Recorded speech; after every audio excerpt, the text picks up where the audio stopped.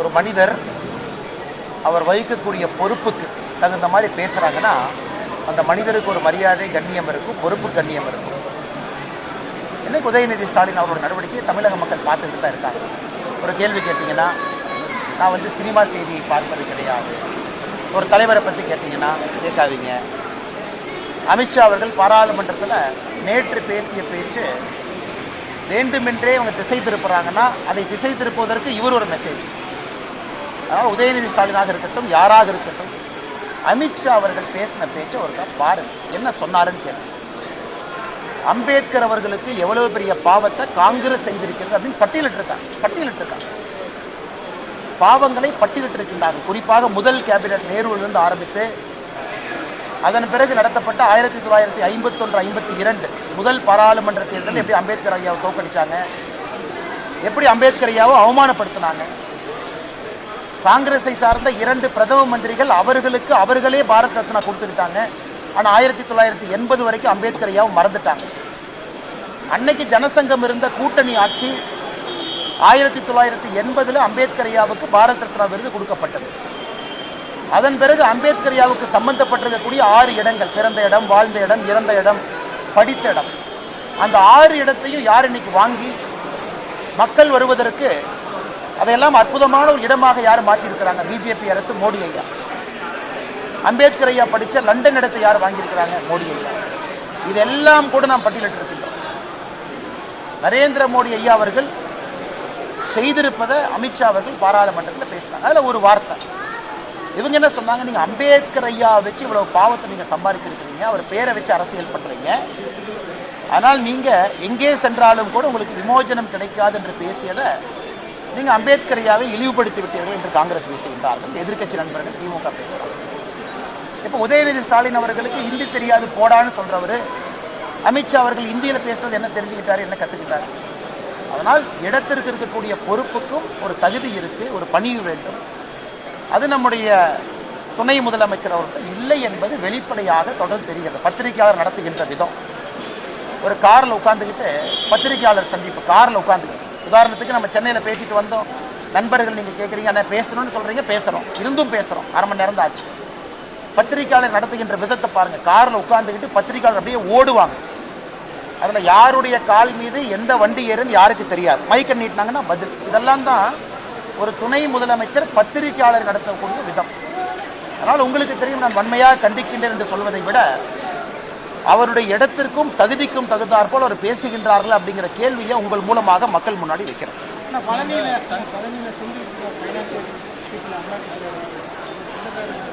அமலாக்கத்துறையா income tax இல்லை, கொங்கு பகுதியை பொறுத்தவரை எல்லோரும் நம்முடைய சொந்தக்காரங்க தான். தமிழகத்தில் எல்லோரும் நம்முடைய சொந்தங்கள் தான். இன்று நம்முடைய நண்பர் ஒரு கேள்வி கேட்குறாங்கன்னா, பழனி பக்கத்தில் ஒரு மீது இன்கம் டேக்ஸ் அதிகாரிகள் ரைட் நடத்துகிறாங்க, ஒரு சொந்தக்காரங்க. ஆமாம், சொந்தக்காரங்க தான், எங்களுடைய உறவு முறை அவர்கள். இது கோயம்புத்தூரில் போன வாரம் நடந்த ஒரு ரைடும் சொந்தக்காரங்க தான். ஆனால் என்னை பொறுத்தவரை தெளிவாக இருக்கின்றேன். மத்திய அரசாக இருந்தாலும், யாராக இருந்தாலும், எந்த ஏஜென்சியாக இருந்தாலும் அவர் நடவடிக்கை அவங்க எடுக்கிறாங்க. பாரதிய ஜனதா கட்சியினுடைய தலைவராக நான் எங்கேயும் குறிப்பிடுவது கிடையாது, யாருக்கையும் பேசுறது கிடையாது.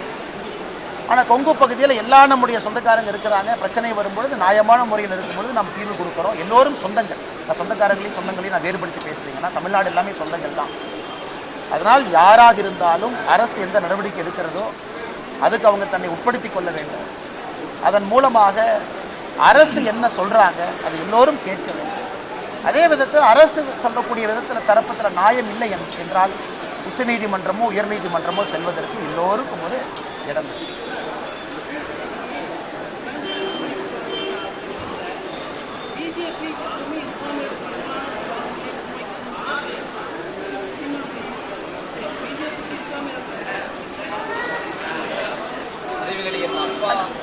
அண்ணா, என்னோட அண்ணன் சீமான் அவர்கள் ஒரு விஷயத்தை நல்லா உணர்ந்துக்கணுங்கண்ணா.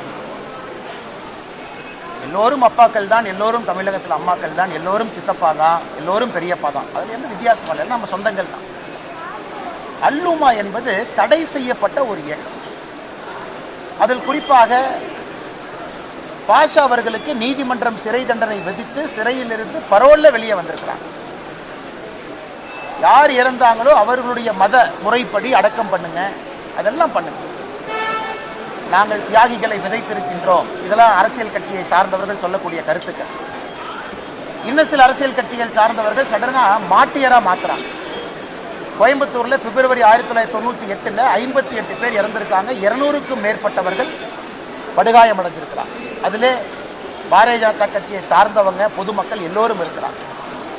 நாங்கள் எதிர்ப்பு சொல்வது, எதிர்ப்பு தெரிவிப்பது, காவல்துறை இதை சரியா கையாளல, ஊர்வலத்திற்கு இன்டைரக்டா அனுமதி, அதே போல அரசியல் கட்சி தலைவர்களுக்கு சந்தோஷம் குஷி, ஏன்னா மைனாரிட்டி அப்பீஸ்மெண்ட் பண்றதுக்கு இதுவும் ஒரு வாய்ப்பு. அதனால் அண்ணன் சீமான் அவர்களாக இருக்கட்டும், அரசியல் தலைவர்களாக இருக்கட்டும், சமுதாயத்தில் எல்லோரும் அவர்களை பார்த்து கொண்டிருக்கிறார்கள். அவங்க பேச்சுக்கு ஒரு மதிப்பு இருக்கு, மரியாதை இருக்கு. இளைஞர்கள் பார்க்குறாங்க, அவங்க எந்த நிகழ்வுக்கு போறாங்க, யாரை பற்றி பேசுறாங்க, எப்படி பேசுறாங்க. அதனால் பொறுப்பில் இருக்கக்கூடிய அரசியல் கட்சி தலைவர்களும் அரசியல்வாதிகளும் இன்னும் பொறுப்போடு நடந்து கொள்ள வேண்டும் என்பது எங்களுடைய வேண்டுகோள்.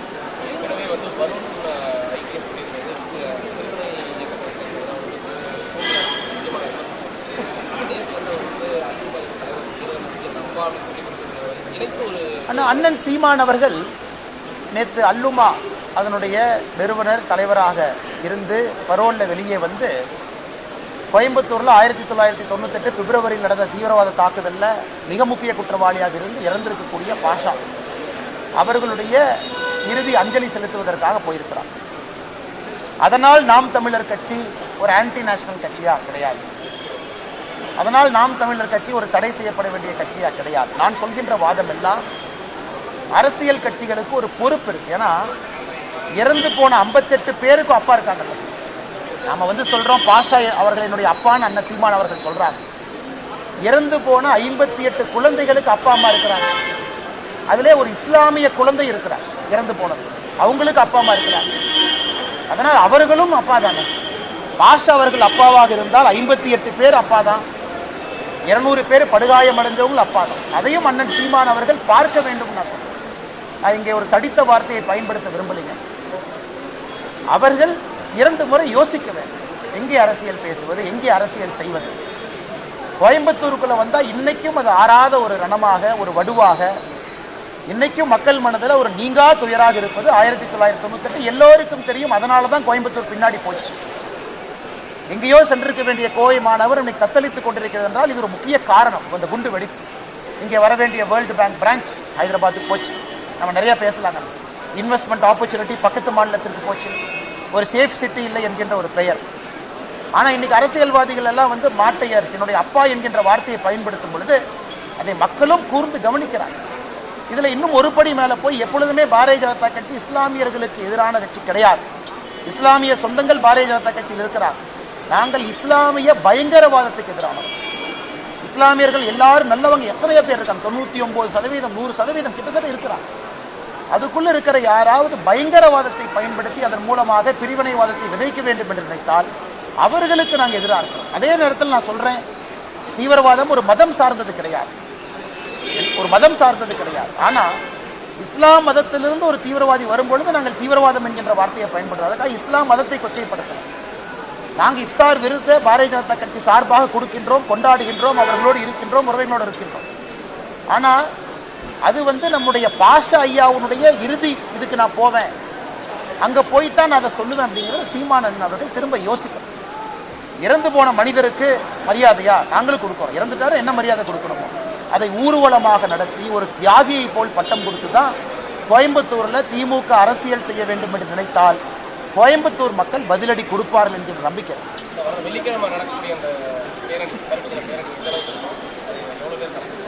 பாரதிய ஜனதா கட்சியை பொறுத்தவரை உங்களுக்கு தெரியும், இன்னைக்கு பாஷா அவர்களுடைய இறுதி ஊர்வலத்திற்கு நாங்கள் யாரு வேணாலும் கலந்துக்கலாம், யாரையும் தடுக்க மாட்டேன்னு சொல்லக்கூடிய காவல்துறை எப்படி வெள்ளிக்கிழமை நடக்கக்கூடிய பேரணிக்கு என்ன பண்றாங்கன்னு நீங்களே பாருங்க. பாரதிய ஜனதா கட்சியினுடைய தலைவர் வீட்டுக்கு வந்து நான் கைது பண்ணுவேன், கோயம்புத்தூர் தலைவர்களை வெளியே விட மாட்டேன், 2 பேர் ரோட்ல வந்தாவே 1500 போலீஸ் போட்டு கைது பண்ணுவேன், இதெல்லாம் தொடர்ந்து. ஆனால் நாங்கள் ஒரு விஷயம் கோயம்புத்தூர் மக்களும் புரிஞ்சுக்கணும், பாரதிய ஜனதா கட்சி நரி வருதுன்னு சொல்லிக்கிட்டே இருக்கும். அது உங்களுக்கும் தெரியும், அது மக்களும் இங்கே உணர்ந்து கொள்ள வேண்டும். ஒரு கட்சியாக இருக்கட்டும், இயக்கத்தை சார்ந்தவர்களாக இருக்கட்டும், உயிரை கொடுத்து பல விஷயத்தை உங்கள் முன்னால் வைப்பது கோயம்புத்தூர் மாநகரத்தில் சூசைட் பாம் அட்டாக்ல இருந்து என்ஐஏ சார்ஜ் ஷீட்டை யாரு படிச்சாலும் தெரியும் எந்த அளவுக்கு ஆழமாக இங்கே பயங்கரவாதம் இருக்குது. அதனால கோயம்புத்தூர் மக்கள் நல்லா புரிஞ்சுக்கணும், அமைதி, முழுமையான அமைதி இங்கே வரும்பொழுது மட்டும்தான் கோயம்புத்தூர் மாநகரம் தன்னுடைய இழந்த பொலிவை முழுமையாக அது மீட்க முடியும். ஆனா இன்னைக்கு இருக்கக்கூடிய அரசியல்வாதிகள் பேசுற பேச்சு நீங்களும் பாக்குறீங்க. அதே தேர்தலில் நாங்களும் நிற்கிறோம். எல்லா விதமான கருத்துக்களை பார்த்து நீங்க ஓட்டு போடுறீங்க.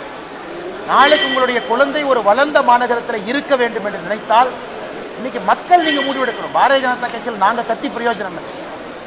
வெள்ளிக்கிழமை அன்னைக்கு நாங்கள் ஆர்ப்பாட்டம் பண்றோம், அதை பண்றோம், இதை பண்றோம், அதுல பிரயோஜனம் இல்லைங்க. அது உங்களுக்கு நாங்கள் சொல்லுகின்ற செய்தி ஒரு பொது தளத்தில் இதெல்லாம் நடக்குது பாருங்க. ஆனா மக்கள் நீங்க முடிவெடுக்கணும். மக்கள் நீங்கள் தேர்தலில் வாக்களிக்கும் பொழுது எந்த கட்சி உங்களோடு இருக்கிறது, யார் பயங்கரவாதத்துக்கு எதிராக இருக்கிறார், யார் இங்கே என்ஐஏவை கொண்டு வர வேண்டும் என்று சொல்லுகிறார், அதை மக்களும் யோசிக்க வேண்டும் என்பது என்னுடைய அன்பான வேட்கை. அண்ணா கர்மணமா கேட்கிறேன் சார், ஒரே நிமிஷம் வந்துட்டு.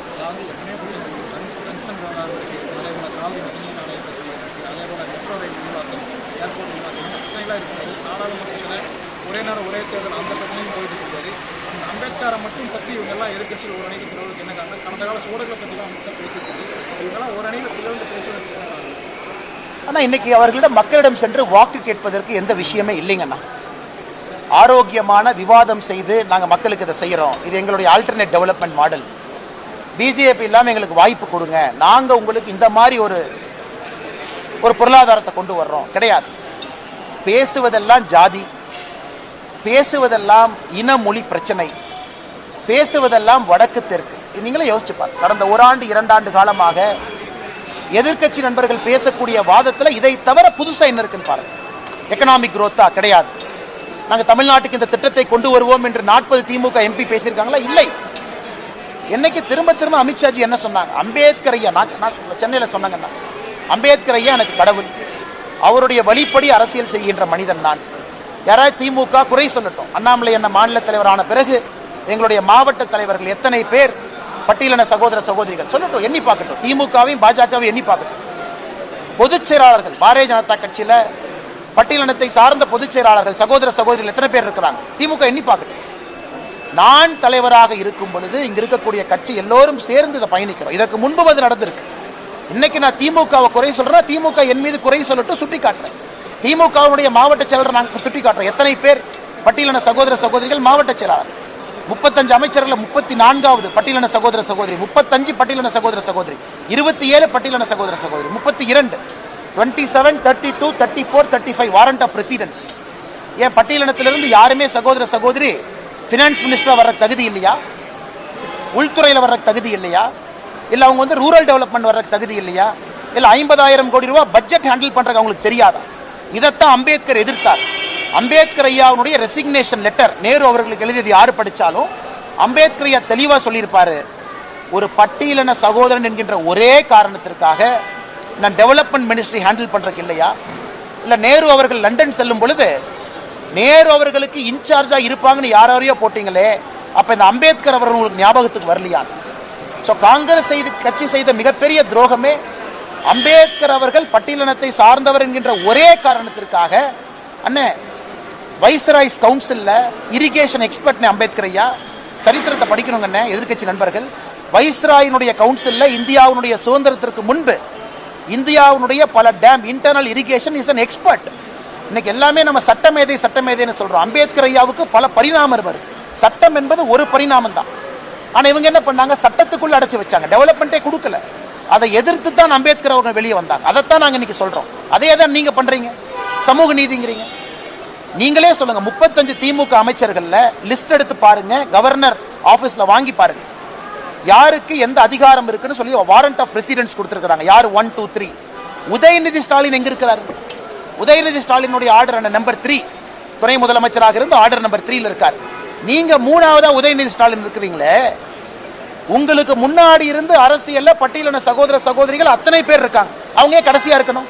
ஏன் அவங்க 34ஆவதா இருக்கணும்? ஏன் 32ஆவதா இருக்கணும்? இதைத்தான் அமித்ஷாஜி கேட்கிறாங்க, இதைத்தான் நாங்கள் கேட்கின்றோம். ஆனா இதையெல்லாம் மறைத்து விட்டு சமூக நீதியை பத்தி பேசாம வெறும் வாய்க்கிலேயே நாங்க பட்டியலின சகோதர சகோதரி இருக்கிறோம்னு சொல்றீங்களே, நான் ஆதாரபூர்வமா கேட்கிறேன். நாளைக்கு முதலமைச்சர் சொல்லட்டும், இல்ல ஒரு பட்டியலின சகோதர சகோதரி நான் 2ஆவது ஆக்க போறேன், முதலமைச்சருக்கு கீழே நம்பர் 2 வரவேற்கிறோம், நம்பர் 1 ஆக்கினா சந்தோஷம். நம்பர் 3 உதயநிதி ஸ்டாலினுக்கு மேல ஆக்கிற உதயநிதி ஸ்டாலின் நம்பர் 4 வில் வெயிட் இல்லையே. அப்ப உதயநிதி ஸ்டாலின் அவர்களுக்கு சமூக நீதியை பற்றி பேசுவதற்கு இன்னைக்கு கோயம்புத்தூர்ல தானே உதயநிதி ஸ்டாலின் இருக்காங்க. நாளைக்கு முதல்வரையா கோயம்புத்தூர் வந்தாலும் திருப்பூர் போறாங்க. அந்த கேள்வி கேளுங்க.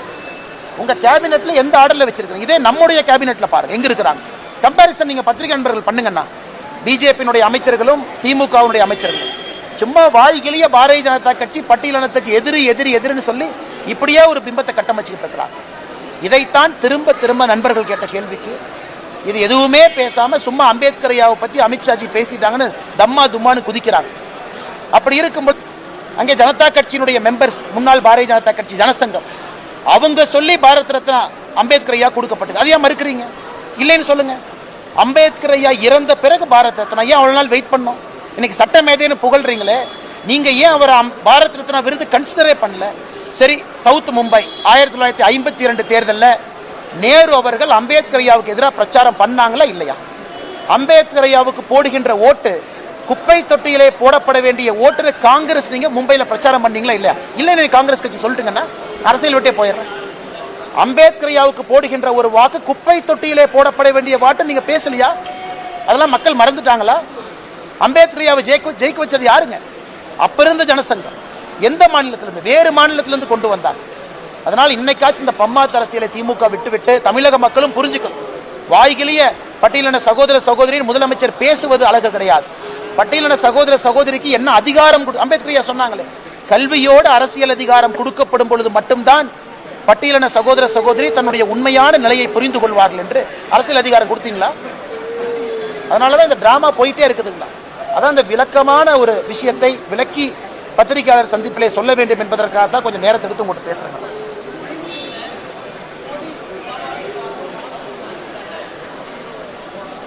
சாதிக் பாஷா போதை கடத்தல் சர்வதேச கள்ளக்கடத்த கும்பல் தலைவர்.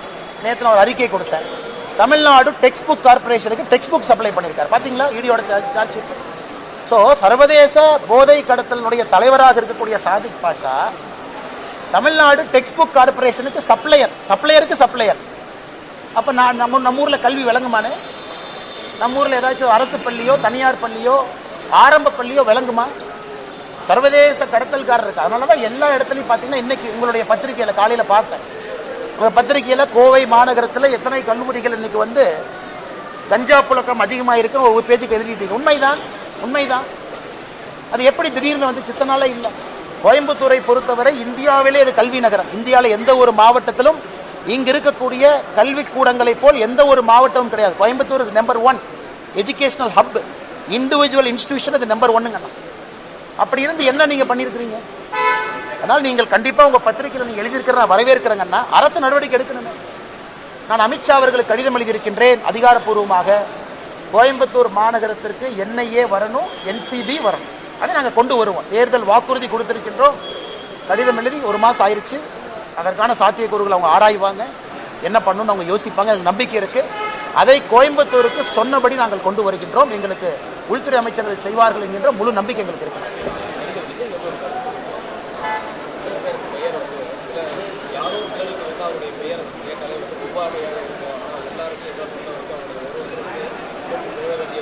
இல்லை, இதை நான் சொல்றேன்னா இன்னைக்கு இவங்க நான் கேட்கிறேன், விஜய் அவர்கள் இன்னைக்கு அரசியலுக்கு வந்திருக்காங்க. போன வாரம் விஜய் அவர்கள் கோவால ஒரு கல்யாணத்துக்கு போறாங்க. அவர் விமான நிலையத்தில் கேட் நம்பர் 6ல சோதனை கூடத்தில் தன்னை உட்படுத்தி கொண்டு ஒரு தனியார் விமானத்தில் போறாங்க. அவருடைய பிரைவேட் போட்டோ எப்படி வெளியே வந்துச்சு? பிரைவேட் போட்டோ எப்படி வெளியே வந்துச்சு? விஜய் அவர்கள் யாரு கூட வேணாலும் போகலாம், அவருடைய தனிப்பட்ட விருப்பம்.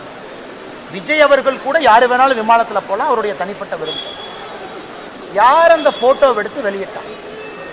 அதனால்தான் நாங்கள் நம்முடைய சிந்தியா அவர்களுக்கு விமான போக்குவரத்து அமைச்சர் அவருக்கு பாரதிய ஜனதா கட்சி சார்பாக கடிதம் எழுத இருக்கின்றோம். யார் அந்த போட்டோவை எடுத்தாங்க? இதே போறவங்க வர்றவங்க போட்டோ எடுக்கிறது தான் ஸ்டேட் இன்டெலிஜென்ஸ் வேலையா? ஸ்டேட் இன்டெலிஜென்ஸ்ல போட்டோ எடுத்து திமுக ஐடி விங் கொடுக்கறதா அவங்க வேலையா? ஆனா ஒரு மனிதனுடைய தனிப்பட்ட வாழ்க்கையிலே தலையிடுவதற்கு யாரும் உரிமை. அவங்க பேசுறது பிஜேபிக்கு எதிராக பேசினா கூட நான் இந்த கட்சியினுடைய மாநில தலைவராக சொல்லுவேன். இதுதான் நீங்க வந்து காட்டக்கூடிய அரசியல் நாகரிகம். இதுதான் திமுக வந்து மக்களை மதிக்கக்கூடிய விதம். யார் வேணாலும் எங்க வேணாலும் போவாங்க, தனியா அவங்க போறாங்க. கல்யாணத்துக்கு போறாங்க, அதையும் போட்டோ எடுத்து நீங்க லீக் பண்ணுவீங்க, ரிலீஸ் பண்ணுவீங்க, பேசஞ்சர் மேனிஃபெஸ்ட் எடுத்து. அதனால தான் விமானத்துறை போக்குவரத்து அமைச்சரத்துக்கு எழுதுறோம், சிசிடிவி எக்ஸாமின் பண்ணுங்க, யாரு போட்டோ எடுத்தாங்கன்னு புடிங்க, அவங்க செல்போன்ல இருந்து யாருக்கு அனுப்பிச்சாங்கன்னு எடுத்து எஃப்ஐஆர் போட்டு உள்ள தள்ளுங்க. இது முதல் விஷயம். இரண்டாவது, உங்களுடைய கேள்வி, அண்ணா இன்னைக்கு நடிகர் விஜய் அவர்கள், தமிழக வெற்றி கழகத்தினுடைய தலைவர் அவர்கள், அவருக்கு தெரியும், அவர் உட்கார்ந்து அரசியலை பார்க்கணும், உன்னிப்பா பார்க்கணும். இத்தனை நாளா கொஞ்சம் சினிமாவில் பிஸியா இருந்தாங்க, அதனால 10 ஆண்டு காலம் மோடி ஐயாவுடைய ஆட்சியை சரியா கவனிச்சாங்களான்னு தெரியல. இப்ப அரசியலுக்கு வந்திருக்காங்க, அதனால அவர்கள் கவனிக்கணும். 10 ஆண்டு காலமாக அம்பேத்கர் ஐயா சொன்னபடி அரசியல் செய்து நாட்டு மக்களுக்கு நல்லது செய்வது யார், அவங்க பின் பாயிண்ட் பண்ணட்டும். இந்த இடத்துல பிஜேபி அம்பேத்கர் ஐயா கொள்கைக்கு விரோதமா போச்சு சொல்லட்டும், பாயிண்ட் சொல்லணும், பாயிண்ட் சொல்லணும். 10 ஆண்டு காலம் பிஜேபியினுடைய ஆட்சி, மோடி ஐயா ஆட்சி. 11 ஆண்டு காலம், 13 ஆண்டு காலம் குஜராத்தில் மோடி ஐயாவுடைய ஆட்சி. ஒரு இடத்துல அம்பேத்கர் ஐயாவுக்கு எதிராக நாங்கள் நடந்து கொண்டோம் அப்படின்னு ஒரு கட்சி வாய்க்கிலேயே உதயநிதி ட்வீட் போடுறார். அந்த ட்வீட்ல ஒரு லைன் போடலாமே, இது அம்பேத்கர் ஐயாவுக்கு எதிரானது. அம்பேத்கர் ஐயா கொண்டு வந்த அரசியலமைப்பு சட்டத்தில் ஒரே நாடு ஒரே தேர்தல் இருக்கு. அதைத்தான் 1968க்கு பிறகு திரும்ப கொண்டு வர்றோம். இது எப்படி அரசியலமைப்பு சட்டத்துக்கு எதிராக இருக்கும்? ஏன்னா அம்பேத்கர் ஐயா கொண்டு வந்த சட்டம் தானே. 51, 52 ஒரே நாடு ஒரே தேர்தல் தான். 57 ஒரே நாடு ஒரே தேர்தல். 62 ஒரே நாடு ஒரே தேர்தல். 67 ஒரே நாடு ஒரே தேர்தல். எப்படி அம்பேத்கர் ஐயாவுக்கு எதிராக பாரதிய ஜனதா கட்சி செயல்படும்? அதனால சில படித்த அரசியல்வாதிகள் கேட்டா 5 முறை எம்பி 7 முறை எம்பின்னு பாராளுமன்றத்தில் பேசுறாங்க. உங்களுக்கு நான் கேட்க விரும்புறேன், அப்ப ஒரே நாடு ஒரே தேர்தல் பாரதிய ஜனதா கட்சி கொண்டு வந்தால் அது அம்பேத்கர் ஐயாவுக்கு எதிராக எப்படி சொல்லுவீங்க? அம்பேத்கர் ஐயா சொன்னது தானே செய்யணும். அதனால் எல்லோருக்கும், நடிகர் விஜய் அவர்கள் உட்பட எல்லோருக்கும் நான் சொல்லிக் கொள்வது, எங்களிடம் குறை இருந்தால் சுட்டி காட்டுங்கள், பாயிண்டா பேசுங்க. இது தப்பு பண்ணுவீங்க, இந்த பில்லுல தப்பு பண்ணுவீங்க, இந்த சட்டத்துல தப்பு பண்ணுவீங்க, நான் உங்ககிட்ட பாயிண்டா பேசுறேன். அப்படி யாராவது சொன்னால் நான் தவறு செய்தாலும் கூட திருத்திக் கொள்கிறேன். நான் காலையிலே சொன்னேன், அம்பேத்கர் ஐயா கடவுள் இல்லை. அதனால தயவு செய்து அரசியல் கட்சிகள் பொதுவா பேசி பேசி பேசி இப்படியே வண்டி ஓட்டுறதை விட எங்க தவறு நடந்திருக்குன்னு சொல்லுங்க, அப்புறம் பேசுங்க. நன்றி.